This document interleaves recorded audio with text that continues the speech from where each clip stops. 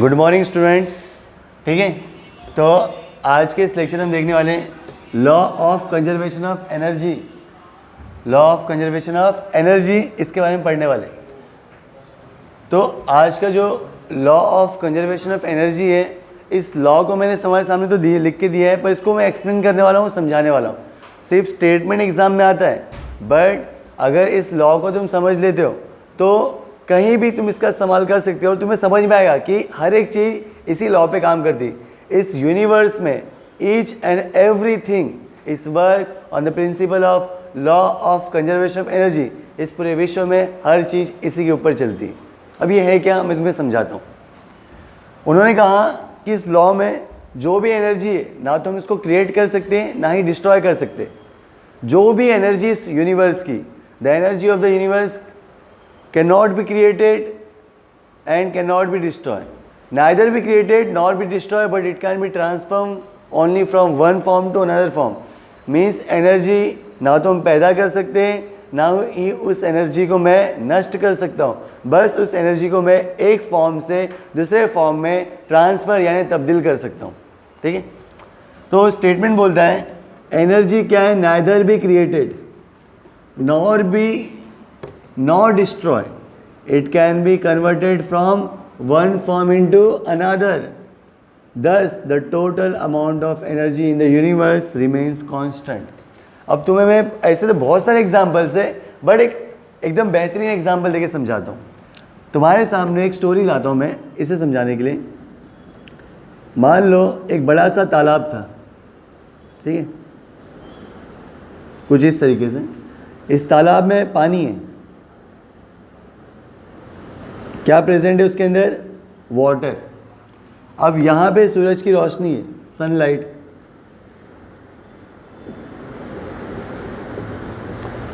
अब सनलाइट इससे फॉल होगा,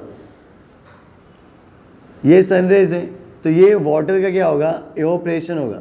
इस पानी की वाफ बन जाएगी और वो यहाँ से कन्वर्ट होके मान लो चली गई और यहाँ पे बादल बन गए।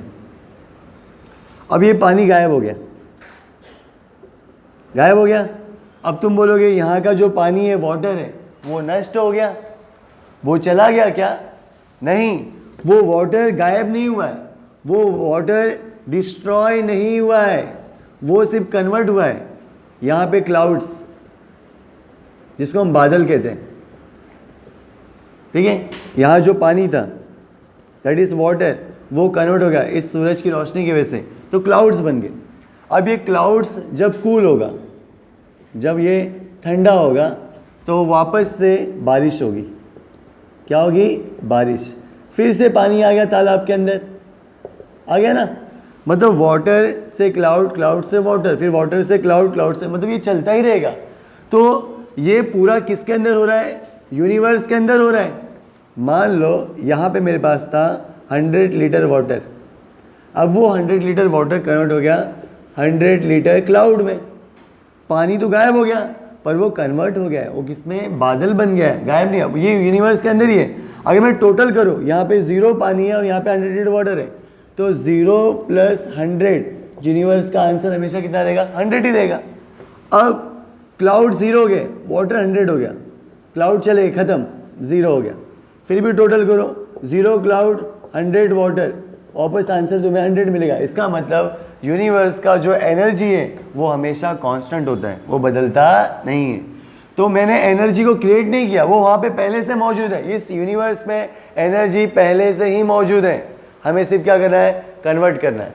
तो energy can neither be created nor be destroy, it can be converted from one form to another form, that is cloud. Thus, the total amount of energy is always of the energy in the universe remains constant. तो यहाँ पे energy loss होती नहीं है। तो ये example तुम्हें exam में नहीं बता रहा, मैं सिर्फ तुम्हें समझा रहा हूँ तुम्हारे लिए।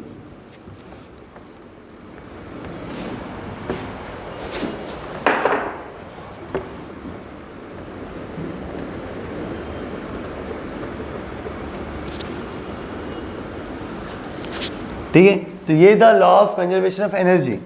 तो ऐसे बहुत सारे एग्जाम्पल्स है। तुम किसी दुकान पे जाओ, तुम्हें 100 रुपये का चावल चाहिए, तुमने 100 रुपये दिया, तुमने मेरा 100 रुपये गायब हो गया, नहीं, उस 100 रुपये के बदले तुम्हें उसने चावल दिया है। मीन्स तुम्हारा पैसा किस में कन्वर्ट हो गया? चावल में। समझ में आ रहा है? तुम दुकान पे ड्रेस नहीं जाते हो, पैसे देते हो, ड्रेस लेते हो, तुम्हारा पैसा ड्रेस में कन्वर्ट हो गया। समझ में आ रहा है? तो ये सिर्फ conversion, law of conservation of energy, यही नियम पे हर चीज़ क्या करती है? काम करती है। ठीक है, ऐसे बहुत सारे एग्जांपल्स है, पर हमें सिर्फ समझाना है स्टेटमेंट को। ठीक है, अगला टॉपिक है हमारा फ्री फॉल किसे कहते हैं? ठीक है, an object falling slowly under the influence of gravitational force is called free fall, is called free fall. इसका मतलब क्या होता है कि when only gravitational force attract the object is called free fall. For example, मान लो ये आपका अर्थ है, आपका मतलब हम सबका, मेरा भी है, तो ये अर्थ है, इस अर्थ का रेंज होता है, this is your range of, मान लो एटमॉस्फेयर है, और इस ग्रेविटेशनल फोर्स की रेंज होती है हर जगह। ठीक है, उसे कहते हैं small g, that is acceleration due to gravity. ये अर्थ के चारों ओर है। जब कोई ऑब्जेक्ट इसके इन्फ्लुएंस में आएगा, मान लो एक छोटा सा स्टोन है, ये तुम्हारा ऑब्जेक्ट है, अब इस ऑब्जेक्ट को अर्थ अपने सेंटर की ओर खींचने की कोशिश कर रहा है, तो ये ऑब्जेक्ट को मैं, जैसे फॉर एग्जांपल तुम्हारे सामने मार्कर है, मैं इसको छोड़ूंगा तो सीधे ऊपर नहीं नीचे आएगा, मैं दूसरा मार्कर लेके फिर, ये देखो अब मैं इसे छोड़ रहा हूँ तुम्हारे सामने, वो नीचे गया, मीन्स इस ऑब्जेक्ट को अट्रैक्ट करने के लिए कोई फोर्स मौजूद है जिसका नाम है ग्रेविटेशनल फोर्स। कोई और फोर्स नहीं इसको अट्रैक्ट करेगा, सिर्फ gravitational force. When only gravitational force attract और pull the object toward itself is called free fall. समझ में आया? तो ये था तुम्हारा फ्री फॉल के बारे में। अब अगला टॉपिक हमारा पावर के बारे में।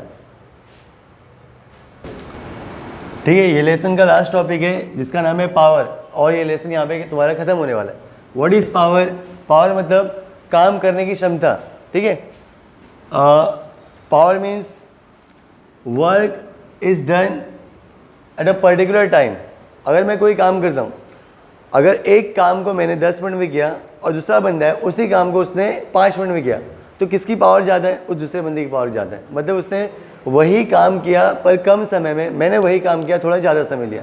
तो पावर मतलब वो कितने टाइम में कितना काम करता है। द रेट, रेट मतलब उसकी स्पीड, काम करने की speed. The rate at which work is done is called power. ठीक है, तो पावर का फॉर्मूला है power is equal to work upon time. Power का symbol P, work W, time का T। ठीक है, तो डेफिनेशन हो गया पावर का, फॉर्मूला हो गया उसका। As a unit of power is watt. Watt is a unit of power. Watt is a unit of power, याद रखना। वर्क का होता है जूल, टाइम का होता है सेकेंड। जूल अपॉन सेकेंड को ही बोलते हैं वैट। क्या बोलते हैं? वैट। तो मैं यहाँ पे लिख सकता हूँ उसके सामने 1 watt is equal to 1 joule upon 1 second. ऐसे भी तुम इसको बोल सकते हो। ठीक है, और एक जो पावर मशीनों में यूज़ करते हैं, बड़े बड़े मशीनों में, उसका यूनिट हॉर्स पावर में मेजर करते हैं। हॉर्स पावर मतलब घोड़े की ताकत। ठीक है, 1 horse power is equal to 746 watt. एक घोड़े की ताकत का पावर कितना होता है? 746 वैट होता है, याद रखना। और इसको ऐसे भी लिखते हैं HP, H मतलब हॉर्स, P मतलब power. 1 HP is equal to 746 watt. और एग्जाम में फंसाने के लिए देते हैं ट्रू और फॉल्स में। 1 HP is equal to 764 watt. बच्चों को लगता है वही 3 नंबर आए, 776644 हो गया। ट्रू, ट्रू लिखते हैं इसको, ट्रू। 746 बोला है, 64 देखो एक जैसे ही लगता है नंबर, तो ध्यान से करने का। ठीक है, तो यहाँ पे तुम्हारा ये चैप्टर, ये लेसन क्या होता है? ख़त्म होता है। ठीक है, पावर, मैंने आज के टॉपिक हमने देखा, पावर देखा। ठीक है, और इसके पहले मैंने फ्री फॉल लिया। ठीक है, तो आज यहाँ पे तुम्हारे चैप्टर क्या होता है? ख़त्म होता है।